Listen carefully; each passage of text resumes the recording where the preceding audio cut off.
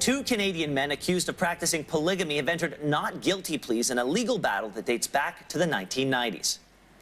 Winston Blackmore of Bountiful, British Columbia, is accused of having 24 wives over a 25-year period. Blackwell's brother-in-law, James Oler, is also on trial, accused of marrying 4 women.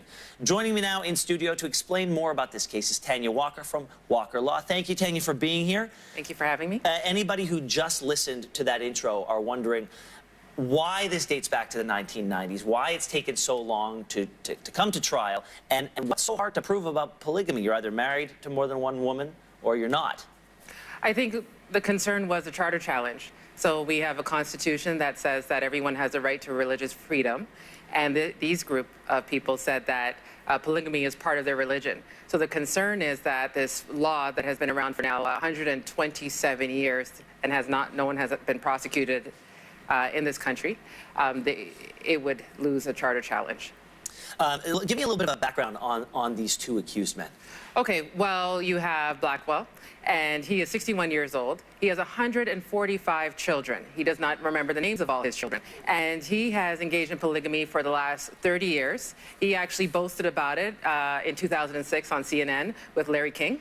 And so really, that's his background. And his brother-in-law, Oler... Is this an acolyte? He's just a big fan? Well, he only has 4 wives. Only 4? Okay. Yes, only 4 wives. Okay. So they're both engaging in the same practice. So let's go back to this charter challenge for 1 second. If they've both... I mean, we know that they've engaged in this. The question isn't whether or not they've engaged in polygamy. The question is whether or not it's illegal because of the charter. Is that right? Well, not anymore, because in 2010, so going back a little, if I may. Yes, please. So the Attorney General appointed special prosecutors in British Columbia, and each special prosecutor said, you know, you really should deal with this charter issue first before challenging or charging these guys.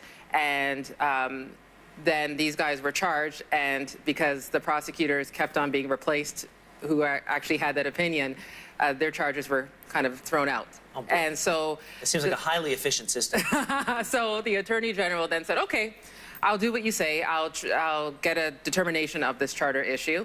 The courts, after 41 days or 45 days of argument in 2010, 2011, the court in British Columbia said, yes, it does infringe someone's religious freedom, but we have to look at the protection, and we need to protect women and children. So although it infringes on their religious freedom, we are going to uphold the polygamy law because the harmful impact it has to women and children. Can you imagine having 145 siblings? No, I could not. Okay. Okay, so we've got one man who's married to 24 women, 24 women, the other married to 4, but each man only charged with 1 count of polygamy each. Why?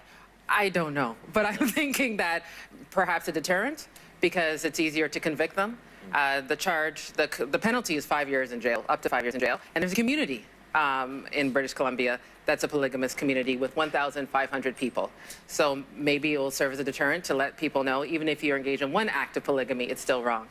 What about the trial itself? Because both men want to be tried separately. Yes. They are being tried together. Yes. So what are the pros and cons to each situation?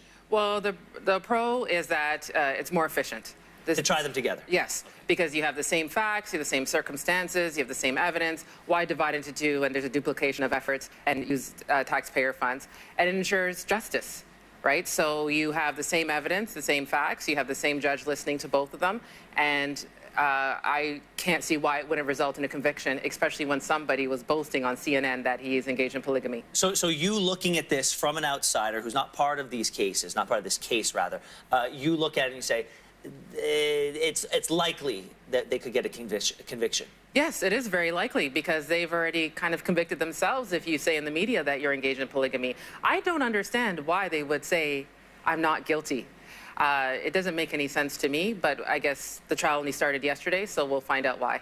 And lastly, if convicted, what sort of jail term could they face? Maximum 5 years, which I don't think is severe enough. No, I mean, that's why perhaps 24 counts instead of just the 1? I agree with you, but who am I? You are a fantastic lawyer. We really appreciate your insights here this morning. Thank you, Tanya, and we'll be right back. Thank you.